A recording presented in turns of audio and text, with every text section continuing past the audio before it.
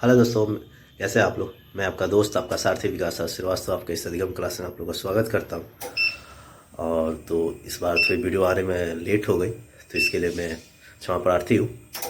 तो आज की जो क्लास हो रही है बहुत इंटरेस्टिंग हो रही है, तो कृपया जाके क्लास को जरूर देखें और लास्ट तक देखें। तो चलते हैं हम लोग आज के अपने स्लाइड्स में। तो आज हम लोग पढ़ने वाले एलपीजी पॉलिसी के बारे में और उसमें क्या इंडिया पे इफेक्ट पड़े थे।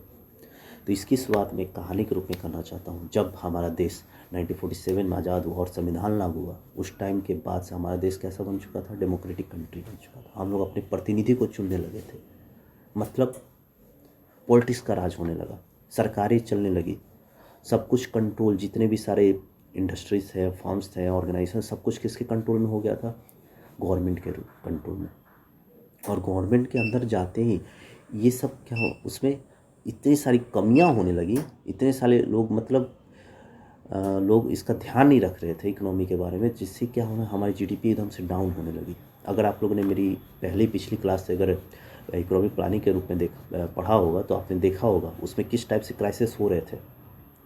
इतनी सारी क्राइसिस होने के बाद इकोनॉमिक एकदम हिल के रह गया था, हमारा देश ग्रो कर ही नहीं रहा था, अंडर डेवलप हो हम लोग चले गए थे। और हमारे जो पड़ोसी देश थे, जो इंडिया, पाकिस्तान था, चाइना था, ये डेवलप हो रहे थे, और हमारा जीडीपी एकदम डाउन। तब हमारे 9th प्राइम मिनिस्टर और मनमोहन सिंह, इन लोग आए, जो कि इंडियन इकोनॉमिस्ट थे।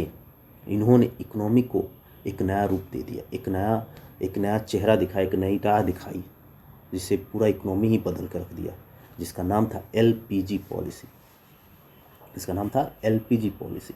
इसका मतलब था कि लिबरलाइजेशन, प्राइवेटाइजेशन एंड ग्लोबलाइजेशन। तो इसको हम लोग उल्टे क्रम में पढ़ेंगे तो ज़्यादा अच्छे से समझ में आएगा। तो उन्होंने सोचा कि भाई हमारा भी देश, हमारा भी कंट्री, हमारी भी इंडिया को एक नई पहचान मिले, एक नया स्टैंड अप मिले, हम दूसरे देशों से हम लोग कंपटीशन कर सके। तो दूसरे देशों से कंपटीशन करने के लिए, अपनी पहचान बनाने के लिए, वहाँ तक लेवल में जाने के लिए उन्होंने एक वैश्विक स्तर, ग्लोबलाइजेशन को चुना। जिससे कि ग्लोबलाइजेशन कब कैसे होगा, वहाँ पे कैसे हम लोग पहुँचेंगे, जब हमारे देश में फॉरेन इन्वेस्टर्स जब आएंगे, यहाँ पे कंपनियाँ सेटअप करेंगी, हमारा देश जब ग्रो करेगा, हमारी इकोनॉमी जब बढ़ेगी, तब हम लोग ग्लोबलाइजेशन, वैश्विक स्तर पे अपनी पहचान बना सकते हैं। तो इसके लिए क्या आया, प्राइवेटाइजेशन लाया गया कि नहीं भाई, आप लोग आइए हमारे देश में, हमारे देश का रिसोर्सेज यूज़ करिए और कंपनी सेटअप करिए, लोगों को रोज़गार दीजिए, यहाँ की मॉडर्न टेक्नोलॉजी, जो हमारी ट्रेडिशनल टेक्नोलॉजी, उसको बदल के मॉडर्न टेक्नोलॉजी यूज करके आप लोग और भी ज़्यादा प्रोडक्शन हो जाए, ताकि एक्सपोर्ट ज़्यादा हो सके। तो कुछ टाइम पहले क्या होता था, सिर्फ इम्पोर्ट होते थे हम लोग में, एक्सपोर्ट का तो नामो निशान नहीं था। तो हमारी क्या होती, उस टाइप से जीडीपी एकदम डाउन होती चली गई। तो प्राइवेटाइजेशन हुआ। प्राइवेटाइजेशन अगर हो रहा, फॉरेन इन्वेस्टर अगर आएंगे, तो उनको आने के लिए जो हमारे देश में रूल रेगुलेशन बने थे, पॉलिसीज़ बनी थी, उसमें क्या करना पड़ेगा, रियायतें देनी पड़ेगी, तभी तो वो लोग आ पाएंगे, रियायतें देनी पड़ेगी। तो ये क्या हुआ कि सरकार को क्या होना पड़ेगा, लिबरल होना पड़ेगा। सरकार को क्या होना पड़ेगा, लिबरल होना पड़ेगा। सरकार को लिबरल होना पड़ेगा, उदार होना पड़ेगा, थोड़ा सा नरम होना पड़ेगा, तब जाके हम जो फॉरेन इन्वेस्टर है, वो लोग यहाँ पे आके अपना जो भी सेटअप करना चाहे वो कर सकते हैं। तो ये पॉलिसी उन्होंने ऐसी लाई कि हमारी इकोनॉमी पूरी तरह से बदल गई, एकदम ग्रो अप होने लगा। तो ये सारा क्रेडिट, हमारी इकोनॉमिक्स का जो भी स्ट्रक्चर को बदलने का सारा क्रेडिट था, ये इन दो महान लीडर पे जाते हैं, जो कि हमारे नरसिम्हा राव जी थे, जो 9th प्राइम मिनिस्टर थे, और ये मनमोहन सिंह। ये भले आज सोनिया गांधी के राज में भले एकदम साइलेंट हो गए थे, लेकिन ये इतने अच्छे लीडर थे, इकोनॉमिक्स, इंडियन इकोनॉमिक्स थे, कि उन्होंने मतलब हमारी इकोनॉमी को ही बदल के रख दिया था। बट पॉलिटिक्स है, इसके बारे में क्या कहा जा सकता है। तो ये लिबरेशन, प्राइवेटाइजेशन एंड ग्लोबलाइजेशन था, जो मतलब एक छोटे से रूप में, कहानी के रूप में मैंने आपको बताया। तो आप लोग को उम्मीद करता हूँ आप लोग को समझ में आई होगी। अब अभी क्या चल रहा है कि अब मोदी जी का राज चल रहा है। अब ये देखिए, यहाँ पे कुछ फिगर दिया हुआ है। इसमें मोदी जी इतना इस चीज़ को सीरियस लेके सब कुछ प्राइवेटाइज करने लगे, एयरलाइन से लेकर, रेलवे से लेकर सब कुछ प्राइवेटाइज करने लगे, ताकि भाई अब ये सोच रहे हैं कि शायद इससे शायद जीडीपी को ग्रो करेगा, तो ये तो अलग मुद्दा है। इससे बहुत से लोग फेवर में होंगे, बहुत से लोग अनफेवर में होंगे, तो ये तो अलग मुद्दा हो जाएगा। तो हम लोग अब आगे की स्लाइड में चलते हैं, जो कि इसके थोड़े से बारे में डिटेल में पढ़ लेते हैं। कुछ इम्पैक्ट्स इफ़ेक्ट्स हैं जो इसके बारे में पढ़ना है, जिससे क्वेश्चन आते हैं। तो पहला इंट्रोडक्शन क्या था, इंट्रोडक्शन जैसा मैंने आपको इंट्रोडक्शन दे भी चुका, जिसको नाम था मतलब एलपीजी का एक नया भी नाम मतलब दिया गया था, न्यू इंडस्ट्रियल पॉलिसी, जो 1991 में स्टार्ट हुआ था। इसके बारे में आप लोग पढ़ लीजिएगा। कुछ वही सब चीज़ लिखा हुआ है। जो प्राइमरी ऑब्जेक्टिव था कि इस इकोनॉमी को क्या करना था, इंडिया को क्या करना था, फास्टेस्ट डेवलपिंग इकोनॉमी बनाना था, फास्टेस्ट डेवलपिंग इकोनॉमी बनाना था ग्लोब में। ग्लोबलाइजेशन मतलब वैश्विक स्तर पर इससे क्या बनाना था, फास्टेस्ट डेवलपिंग इकोनॉमी, ताकि हमारी जो इकोनॉमी है वो बिगेस्ट हो सके वर्ल्ड में। इसलिए था ये एलपीजी लाया गया था। इसके बाद इसमें अगली स्लाइड में इसके हाइलाइट्स है कि foreign technological agreements, foreign technological agreements. एक मिनट में थोड़ा सा इसको, हाँ, इसमें क्या था, फॉरेन टेक्नोलॉजिकल एग्रीमेंट पे इस पे एलपीजी में विचार हुआ। क्लियर है, फॉरेन टेक्नोलॉजिकल एग्रीमेंट पे विचार हुआ। Next foreign investment, foreign investment हो तो हमारी जो इकोनॉमी क्या हो, ग्रो करेगी। नेक्स्ट था एमआरटीपी 1969, इसको एबॉलिश कर दिया गया था, जो मोनोपोली रिस्ट्रिक्टिव ट्रेड पॉलिसी था। मोनोपोली रिस्ट्रिक्टिव ट्रेड जो 1980 के अराउंड में इसको शायद एबॉलिश कर दिया गया था, क्योंकि इसमें क्या होता है, मोनोपोली एकदम क्रिएट हो गई थी, ये ख़त्म कर दिया गया। फिर इंडस्ट्रियल लाइसेंस, इंडस्ट्रियों को लाइसेंस दिया जाने लगा। डीरेगुलेशन, रेगुलेशन में क्या होने की कमियाँ की गई, और यहीं से प्राइवेटाइजेशन की शुरुआत भी हुई। एलपीजी से ही क्या हुई, प्राइवेटाइजेशन की शुरुआत हुई। ओवरसीज ट्रेड को अपॉर्चुनिटी मिलने लगी। फिर इन्फ्लेशन बढ़ने लगा, इन्फ्लेशन में कदम हम लोग रखने लगे, स्टेप्स रखने लगे, टैक्स रिफॉर्म्स हुआ, और लाइसेंस परमिट राज था, इसको ख़त्म कर दिया गया। ये इसकी हाईलाइट थी जो एलपीजी की थी, और ये इस पे क्वेश्चन पूछे भी जा चुके हैं, तो आप लोग इसको ध्यान से ज़रा देख लीजिएगा। नेक्स्ट स्लाइड्स में हम लोग पढ़ने वाले जो है कि लिबरलाइजेशन। लिबरलाइजेशन क्या था, जैसे आपने मैंने बताया था, उदारीकरण। लिबरलाइजेशन मतलब उदारीकरण, कि गवर्नमेंट को क्या करना पड़ा, अपने जो रूल्स रेगुलेशन पॉलिसीज थे, नियम से, उसको क्या करना पड़ेगा, कम करना पड़ेगा, ताकि जो फॉरेन इन्वेस्टर्स हैं वो यहाँ पे आके बिजनेस कर सके, और हमारे जो कस्टम मतलब जो यहाँ से भी कुछ एक्सपोर्ट होने वाले तो वो भी हो सके ईजिली, ताकि टैक्सेस कम होंगे तभी तो एक्सपोर्ट ईजिली हो पाएगा। इसी पे था, इसमें कोई पढ़ लेते हैं हम लोग। लिबरलाइजेशन रेफर टू स्लैकनिंग, स्लैकनिंग मतलब होता है कम, मतलब कम मात्रा में कम करना, गवर्नमेंट रेगुलेशन, मतलब लिबरलाइजेशन है जो स्लैकनिंग ऑफ गवर्नमेंट, गवर्नमेंट के रेगुलेशन को क्या करना, कम करना, रियायतें देना। The economic liberation India denote the continued financial reform which begin since जुलाई 1991। यहीं से क्या हुआ कि हमारी फाइनेंशियल रिफॉर्म को एक नया कदम मिला, नया तरीका मिला, जो शुरुआत हुआ 24 जुलाई 1991 से। तो liberation means elimination of state control. यहाँ मतलब क्या होता है, स्टेट के जो भी कंट्रोल थे उसको क्या कर देना, एकदम ख़त्म कर देना ओवर इकोनॉमिक एक्टिविटीज से। It implies greater autonomy of the business enterprise in decision making and removal of government interference. ये क्या हुआ, बिजनेस इंटरप्राइजेज के लिए क्या था, एक नया तरीका खोजा गया, जिसे इसमें क्या हुआ, गवर्नमेंट के इंटरफेरेंस को ख़त्म कर दिया गया। It was believe that the market force of demand and supply would automatically operate, bring about greater efficiency in and economy would recover. इससे क्या होगा कि जो हमारे प्राइवेटाइज मतलब जो फॉरेन इन्वेस्टर हैं, उससे क्या होगा, डिमांड और सप्लाई ऑटोमेटिकली बढ़ने लगी, मतलब ऑटोमेटिकली इंक्रीज होने लगी, और हमारी इकोनॉमी रिकवर करने लगी। धीरे धीरे हमारी इकोनॉमी बढ़ने लगी, रिकवर होने लगी, ग्रो अप होने लगा। तो इस स्लाइड में है जो कि ऑब्जेक्टिव क्या था कि boost competition between domestic business. अगर फॉरेन इन्वेस्टर यहाँ पे आते हैं और बिजनेस लगाते हैं तो यहाँ पे क्या होने लगे, कंपटीशन बढ़ने लगे। डोमेस्टिक कंपनी से हमारी क्या हो जाएगी, फॉरेन इन्वेस्टर के साथ कंपटीशन बढ़ेगा। क्लियर है, तो इस वाले पॉइंट क्लियर है। नेक्स्ट है to promote foreign trade and regulation import and export. अब क्या फॉरेन ट्रेड को क्या करने लगे, प्रमोट किया जाने लगा कि आप लोग भी भाई अपना व्यापार करिए, और इम्पोर्ट एंड एक्सपोर्ट्स को भी बढ़ावा दिया जाने लगा। Improvement of technology and foreign capital, यहाँ पे टेक्नोलॉजी को भी इम्प्रूव किया गया, फॉरेन कैपिटल भी लाया जाने लगा। फिर नेक्स्ट है to develop a global market of country, यहाँ पे जो मार्केट होने वो ग्लोबलाइज होने लगी, वैश्विक स्तर पर होने लगा, उसको डेवलप करने में योगदान दिया जाने लगा। To unlock the economic potential of the country by encouraging the private sector and multinational corporation to invest and expand. इसमें क्या होगा, जो भी हमारी इकोनॉमी थी उनको क्या कहते हैं, अनलॉक कर दिया गया, खोल दिया गया, और प्राइवेट सेक्टर को यहाँ इनकरेज किया जाने लगा कि आप लोग यहाँ पे बिजनेस करिए और हमारे इन्वेस्ट करिए और इसको और भी ज़्यादा फैलाइए। Next, to encourage the private sector to take an active development process.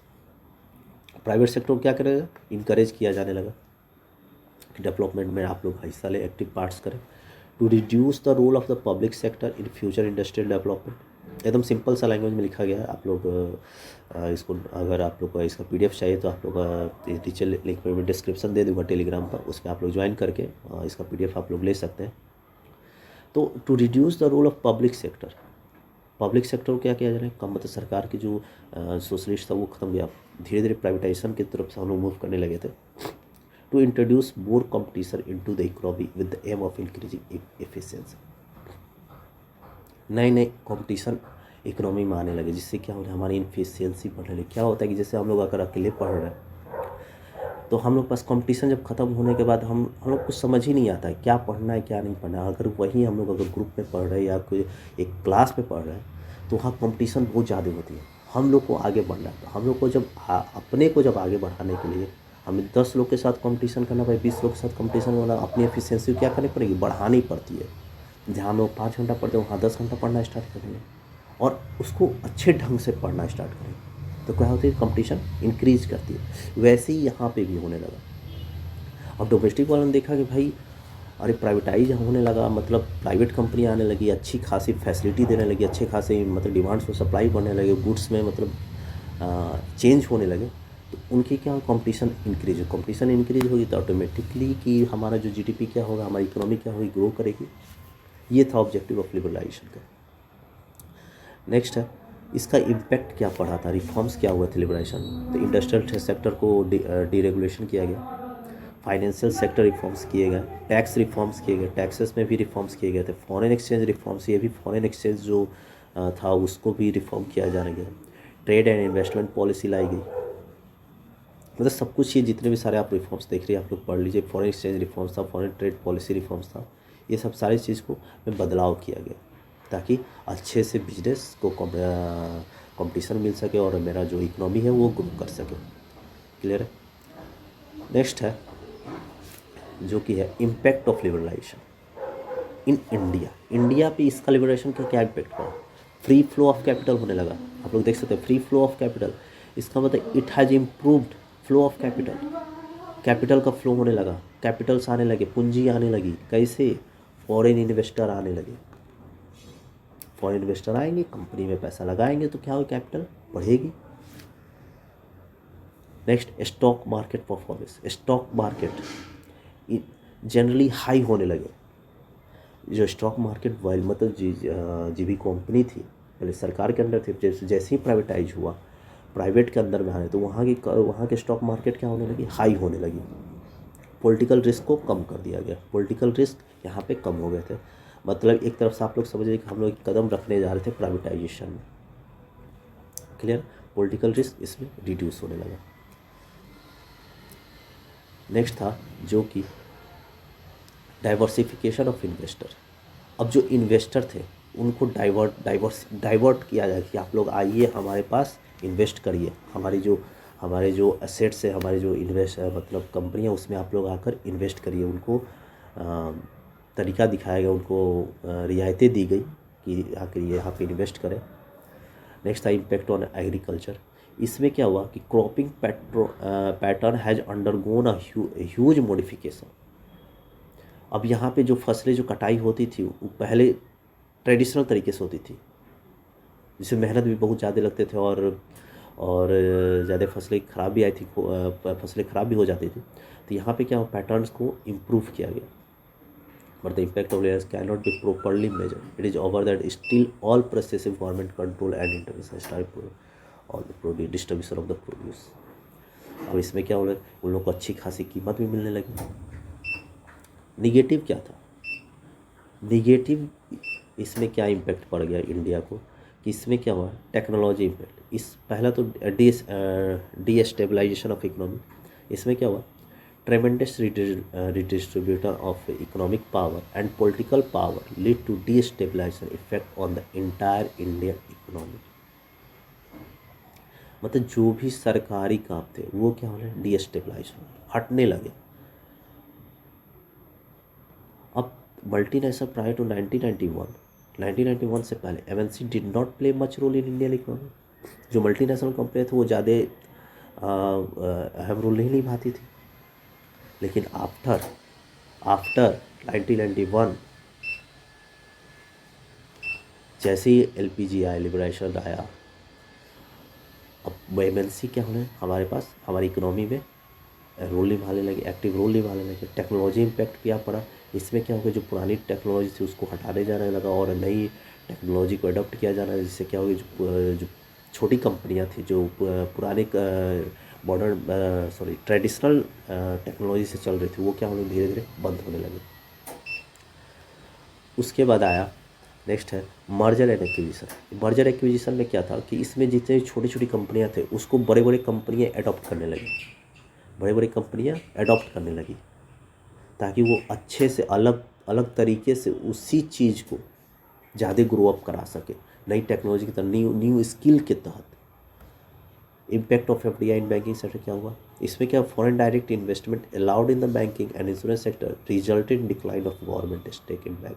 और इसमें जितने भी गवर्नमेंट के स्टेक्स थे वो क्या हो गए, धीरे धीरे एफडीआई में कम होने लगे, फॉरेन डायरेक्ट इन्वेस्टमेंट कम होने लगे। तब आता है हमारा प्राइवेटाइजेशन। इसमें आप लोग पता है प्राइवेटाइजेशन क्या मतलब समझ ही आ गया होगा। प्राइवेटाइजेशन क्या था, इसमें सारा कंट्रोल, ट्रांस और ओनरशिप कहाँ किसके अंदर से किसके तहत चला गया था, प्राइवेट सेक्टर को मिल गया था। इसमें सारा कुछ प्राइवेट सेक्टर को मिल गया था। और अनदर टर्म्स था, another term for the privatisation, disinvestment.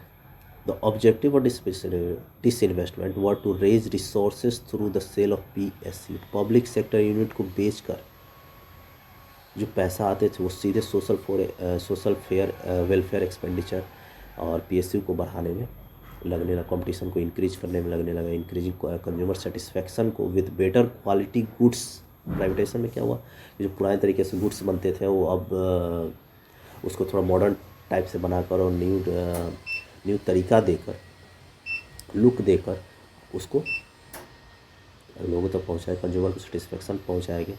Political interference कम हो चुका था इसमें प्राइवेटाइजेशन में। उसके बाद आता है फीचर क्या था, तो ट्रांसफ़र ऑफ ओनरशिप। इसमें क्या होता है, जो पब्लिक सेक्टर से लेकर कहाँ किसको दे दिया गया, प्राइवेट सेक्टर को दे दिया। लैक ऑफ गवर्नमेंट, इसमें क्या होता, प्राइवेटाइजेशन में गवर्नमेंट इंटरफेरेंस खत्म हो चुका था। इकोनॉमिक डेमोक्रेसी, इसमें प्राइवेटाइजेशन डाइल्यूट स्टेट मोनोपोली, यहाँ पे मोनोपोली धीरे धीरे कम हो गया था, क्योंकि यहाँ पे अब सिर्फ एक कंपनी तो रहेगी नहीं, सरकार की सिर्फ कंपनी तो है नहीं, यहाँ पे प्राइवेट कंपनी आ चुकी थी। प्राइवेट कंपनियाँ हज़ारों आ सकती है जैसी, तो उसमें क्या हुआ, मोनोपोली को कम किया जा कम हो गया। ऑब्जेक्टिव क्या था, इम्प्रूव्ड एफिशिएंसी। प्राइवेटाइजेशन को लाने का मतलब था कि इसमें क्या होगा, एफिशिएंसी को इंक्रीज किया जाएगा, उनकी क्षमताओं को इंक्रीज किया जा सके, ठीक है, उनकी क्षमताओं को इंक्रीज किया जा सके। नेक्स्ट है इंक्रीज कॉम्पिटिशन। अब एक जैसी कंपनियां अगर आने लगी तो उसमें क्या होगा, आपस में कंपटीशन बढ़ेगा, ताकि क्या होगा, कंपटीशन बढ़ने से क्या होता है, और भी ज़्यादा एफिशिएंसी वर्क से हम लोग अपने काम करेंगे और भी नए नए तरीके खोजेंगे उसको मॉडिफाई करने के लिए, तो इंक्रीज कंपटीशन हो गया था। डाइवर्सिफाइंग मार्केट ऑप्शन, प्राइवेटाइजेशन इसमें पढ़ लेते, privatisation advance the market progression which makes the market work originally also because there is no influence from the political side. इसमें क्या हुआ था कि यहाँ से कि कोई भी इन्फ्लुएंस नहीं हो रहा था, किससे के क्या था, पॉलिटिकल साइड से। Market dynamics promoted and people keep track of the demand and supply and work accordingly. यहाँ पे जिस टाइप से डिमांड्स होते थे उसी टाइप से सप्लाई बढ़ाई जाने लगी। यहाँ पे जो रेवेन्यू भी ज़्यादा होने लगा। अब फॉर रेवेन्यू के लिए भी प्राइवेटाइजेशन हुआ था। This is the one of the major objective. ये क्या है, मेजर ऑब्जेक्टिव था प्राइवेटाइजेशन का। This is one time of revenue from the sale of the sector of company have to when there is a financial crisis. Financial crisis था इस time के लिए, मतलब मेजर ऑब्जेक्टिव था जिसमें रेवेन्यू को इंक्रीज किया। ठीक है। अच्छा, प्राइवेटाइजेशन करने का तरीका क्या था, वेज क्या थे ऑफ प्राइवेटाइजेशन? पहला ट्रांसफ़र ऑफ ऑनरशिप। पहला क्या था? Transfer of ownership. इसमें क्या था? By withdrawal of the government from ownership and management of public sector companies. यहाँ से क्या होगा कि जो गवर्नमेंट्स की ऑनरशिप वो किसको देना जाने लगा? पब्लिक सेक्टर, प्राइवेट सेक्टर को दिया जाने लगा। By outright sale of public sector companies, उनके जो राइट्स थे वो क्या करने लगे? बेचे जाने लगे पब्लिक सेक्टर कंपनीज के।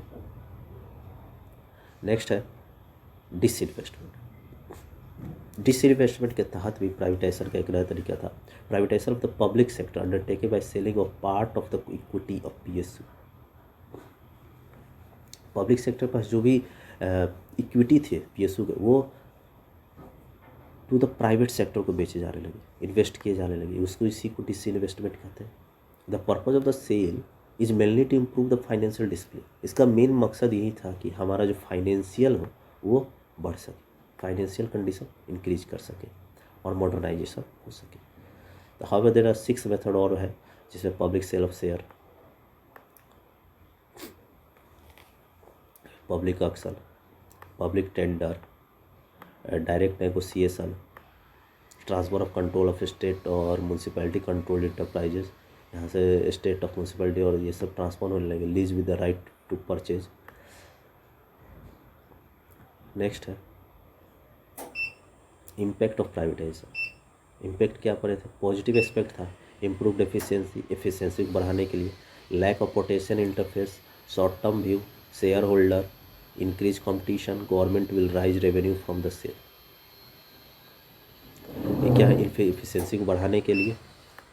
इसमें क्या प्राइवेटाइजेशन के पॉजिटिव इम्पैक्ट क्या पड़े थे? इफिशिएंसी इंक्रीज हो गई थी, इफिशिएंसी इंक्रीज हो गई थी और पॉलिटिकल इंटरफेरेंस को कम किया जाने लगा। पॉलिटिकल इंटरफेरेंस को क्या किया? कम किया। यहाँ पे शॉर्ट टर्म व्यू चलते थे, लॉन्ग टर्म व्यू नहीं, शॉर्ट टर्म व्यू।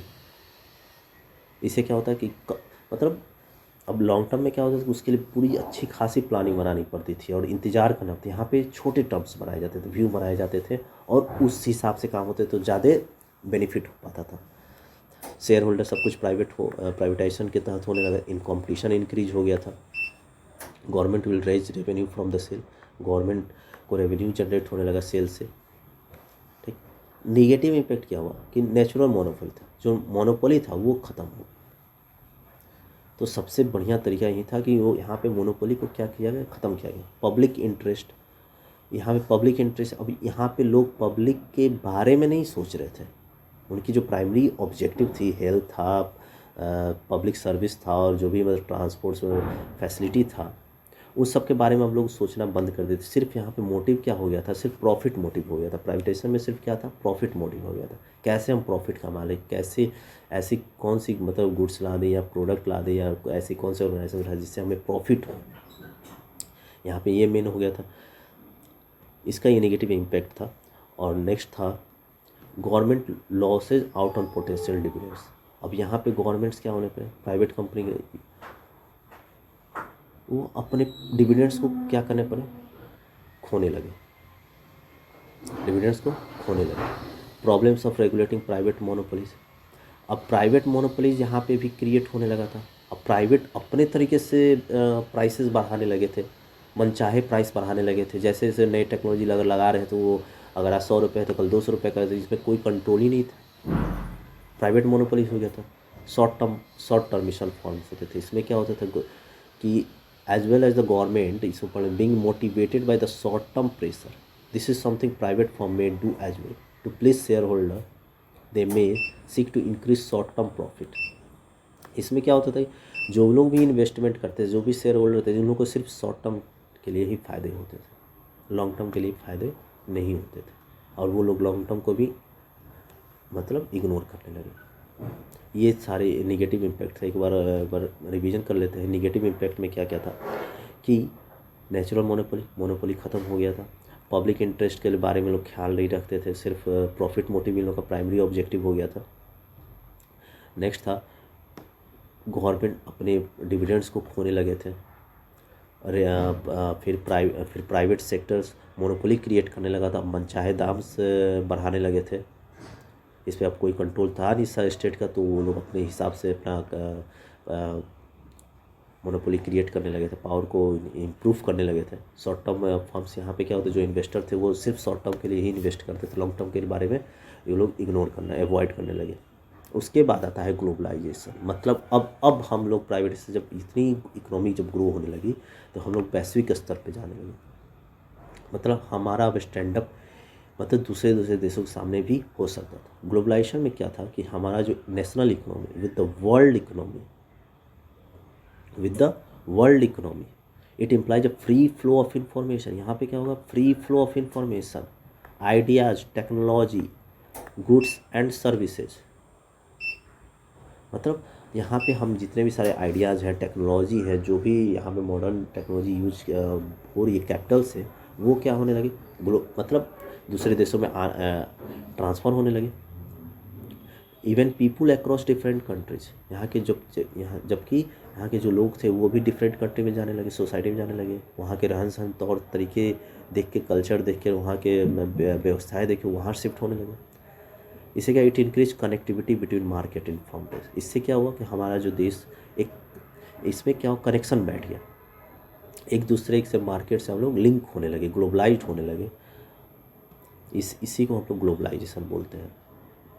तो इसके एडवांटेज क्या थे कि इससे क्या हो कि एम्प्लॉयमेंट इंक्रीज हुआ, सही बात, एम्प्लॉयमेंट क्या हुआ, इससे इंक्रीज हुआ, कंपटीशन भी इंक्रीज हो गया, हाई स्टैंडर्ड ऑफ लिविंग, अब लोगों के अंदर लोगों का रहन सहन तरीका भी इंक्रीज हो गया था।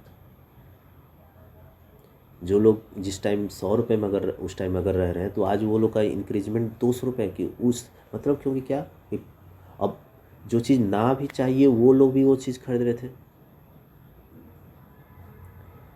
उस टाइम जो चीज़ नहीं भी चाहिए था वो लोग भी उस चीज़ को अपनाने लगे थे। वहाँ के कल्चर, वहाँ के नॉलेज, उस टाइप के रहन सहन के हिसाब से, तो वैसी मांगे होने लगी, वैसे डिमांड्स होने लगे, तो सप्लाई इंक्रीज हो गया। नेक्स्ट है एक्सटेंशन ऑफ मार्केट भी बढ़ने लगा। यहाँ पे जो साइजेस बिजनेस थे वो इंक्रीज करने लगे। Now nation can any longer hope to lead in extension solitude and isolation in which only domestic industries can function. Development of infrastructure भी इंक्रीज किया जाने लगा। Development of healthy infrastructure increase हो रहे थे, लेकिन healthy manufacturing cost, improvement quality, processing time and business become dominant drivers. Clear. Disadvantage क्या हो, इनइक्वालिटी होने लगी, मतलब यहाँ पे जो इनकम है अनइक्वल हो गया। जो गरीब थे वो गरीब होते गए, जो अमीर थे वो अमीर होते गए। इनइक्वालिटी होने लगी क्योंकि जो प्राइवेटाइजेशन आने की वजह से, प्राइवेटाइजेशन पब्लिक के बारे में तो सोच नहीं था, सिर्फ उसका मोटिव था प्रॉफिट मोटिव। तो जो अमीर थे वो तो अमीर होते ही गए, लेकिन जो गरीब थे वो और गरीब होते। यहाँ पे इनकम क्या होने लगी, इनइक्वल होने लगे। इन्फ्लेशन भी इंक्रीज हो गया था। यहाँ पे जो फूड्स के प्राइस, गुड्स के प्राइस, सब कुछ इंक्रीज हो चुका था, मार्केट में इन्फ्लेशन आ चुका था। उसके बाद क्या है कि थ्रेट्स टू ग्लोबल कॉमन्स, यहाँ पे अब कुछ कमियाँ आने लगी, अनएम्प्लॉयमेंट बढ़ गया। अनएम्प्लॉयमेंट बढ़ने का मतलब लेबर्स जो थे वो अब इन लोगों को हटाने जाए, सब मॉडर्न टेक्नोलॉजी यूज होने लगा, अनएम्प्लॉयमेंट बढ़ने जिसकी वजह से क्या होगा, अनएम्प्लॉयमेंट बढ़ने लगा, टेक्नोलॉजी लोगों की जगह लेने लगा। स्टैंडर्डाइजेशन, इसमें क्या होगा, some crisis of globalisation point to loss of economics and culture diversity as gain form and global multinational brands of dominant domestic market in many countries. यहाँ पे क्या हुआ कि क्राइसिस बढ़ गया, स्टैंडर्डाइजेशन मतलब एक अलग ही रूप ले लिया। क्लियर। यहाँ पे एक अलग ही रूप ले लिया, जो इकोनॉमिक्स थी हमारी एक अलग रूप ले ली, कल्चर डाइवर्सिटी होने लगा, हम लोग अपने कल्चर को छोड़ के दूसरे कल्चर को अपनाने लगे, तो स्टैंडर्डाइजेशन इंक्रीज हो गया था इसमें। तो लास्ट था इम्पैक्ट क्या पड़ा, इकोनॉमिकल इम्पैक्ट ही पड़ा इसमें इकोनॉमिकल इम्पैक्ट में क्या पड़ा कि जो हमारा ग्लोबलाइजेशन था, national economic many globalisation intensified interdependence and competition between economic in the world market. This is reflected regard to trading in goods and service and in movement of capital. As the globalization attract foreign investor to invest in the financial market, international trade lead to increase in the world prosperity and welfare of each trading nation to living standard of trading nation by way of foreign direct investment. इसमें का economical impact पड़ा। Globalisation में क्या पड़ा कि economical impact कहने का मतलब कि यहाँ पे इकोनॉमिक्स को बहुत ही ज़्यादा फ़ायदा भी हुआ था, इकोनॉमिक को बहुत ज़्यादा फ़ायदा भी हुआ था, ताकि जो बाहर की कंपनियाँ थी वो यहाँ पे आने लगी, यहाँ पे सेटअप होने लगा, यहाँ के जो जीडीपी थी वो ग्रो होने लगी, मार्केट से एक्सपोर्ट इंपोर्ट भी होने लगा और हमारा जो देश था वो एक दूसरे देश से कनेक्ट होने लगा धीरे धीरे। तो इकोनॉमिकल इम्पैक्ट यहाँ पे पड़ा था, फॉरेन डायरेक्ट इन्वेस्टमेंट होने लगे थे, फॉरेनर इन्वेस्ट होने लगा था। फिर नेक्स्ट है कल्चरल इफेक्ट। यहाँ के जो कल्चर थे यहाँ पे इफेक्ट कल्चर का भी पड़ा कि हम लोग दूसरे देश के कल्चर को अपनाने लगे थे, अपने कल्चर को छोड़ के दूसरे कल्चर को अपनाने, वहाँ के मतलब तौर तरीक़ों को मतलब अपनाने लगे थे, ये कल्चर इफेक्ट पड़ा था। नेक्स्ट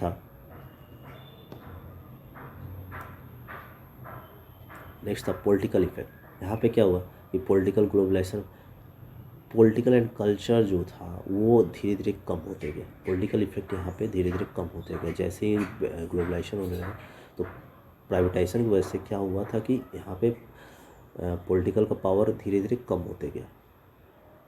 अब यहाँ पे पॉलिटिकल का इंटरफेयर था नहीं, सिर्फ प्राइवेट वाले ही डील करते थे दूसरे देशों से।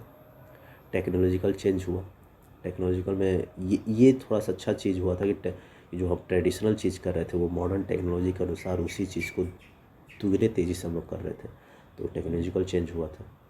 तो ये था हमारा एलपीजी पॉलिसी। एक बार ओवरऑल हम लोग मैं बता देता हूँ। इसमें क्या था, एलपीजी से जैसे ही सरकार लिबरलाइज्ड हुई, मतलब रियायतें देने लगी, तो वो क्या हमें प्राइवेट सेक्टर्स वाले लोग यहाँ पे मूव करने लगे, प्राइवेट सेक्टर यहाँ पे ग्रो अप करने लगे, प्राइवेट सेक्टर अपना इन्वेस्टमेंट करने लगे, तो हमारी इकोनॉमी क्या हुई धीरे धीरे बढ़ने लगी। लेकिन जब एक होता है ना कि धीरे जब थोड़ा सा जगह दो तो लोग पूरा पैर पसारने लगते हैं, वही चीज़ हुआ यहाँ पे। थोड़ी सी जगह दी गई, यहाँ पे पूरी प्राइवेटाइज होने लगी।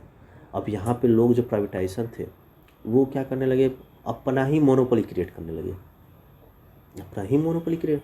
जब चाहे दाम बढ़ना, मतलब अनइक्वल इनकम्स कर दिए थे। अब इसमें तो सरकार का कंट्रोल था नहीं, तो सरकार इसमें कुछ कर भी नहीं पा रही थी। तो प्राइवेटाइजेशन में क्या प्रॉफिट मोटिव इन लोग का सिर्फ मकसद हो गया था। अब जो गरीब है वो गरीब ही रह गया, जो अमीर था वो अमीर होते गया, ये बना। अब इसके बाद इसमें आगे चला कर फिर ग्लोबलाइजेशन में हम लोग कुछ करके, ताकि हम लोग का जो भी अब प्रोडक्ट्स तो तैयार होने लगे वो क्या होने लगे, एक देश से दूसरे देश ट्रांसफर होने लगे और दूसरे देश का हम सामान हम लोग इधर लाने लगे। तो हम लोग ग्लोबलाइजेशन में हो गए, हम लोग कंपटीशन हाई हो गए कि भाई वहाँ पे ऐसा डिमांड है तो यहाँ पे ऐसा प्रोडक्ट बनाएंगे, ऐसे प्रोडक्ट बनाएंगे, कंपटीशन भी हाई हो गई। सब कुछ वहाँ के कल्चर को यहाँ पे अपनाया जाने लगा। वहाँ के जो इस टाइम एक बार ये पहले भी हुआ था, जिस टाइम हम यहाँ पे जब खादी का आई थिंक मतलब ये एंशिएंट हिस्ट्री की हम बात कर रहे हैं, जिस टाइम खादी का वस्त्र हम लोग यूज करते थे, तो उस टाइम वहाँ के लोग तो बना रहे थे, लोग यहाँ से लेकर जा रहे थे। लेकिन जैसे ही वहाँ पे ब्रिटेन में जब सिल्क वूल का कपड़ा आने लगा तो लोग वहाँ के कपड़े को तरफ कुंज होने लगे। वहाँ के कपड़े और यहाँ के कपड़े की क्या हो गई, मार हो गई। यहाँ कपड़े बिक ही नहीं रहे थे, सिर्फ वहाँ से कपड़े आते थे, यहाँ पे बनते थे और यहाँ और वो कपड़े यहाँ पे पहने जाते थे। क्यों? क्योंकि उसमें लॉन्ग लास्टिक होते थे, फटते नहीं थे जल्दी, और ये खादी था जो फट जाता था।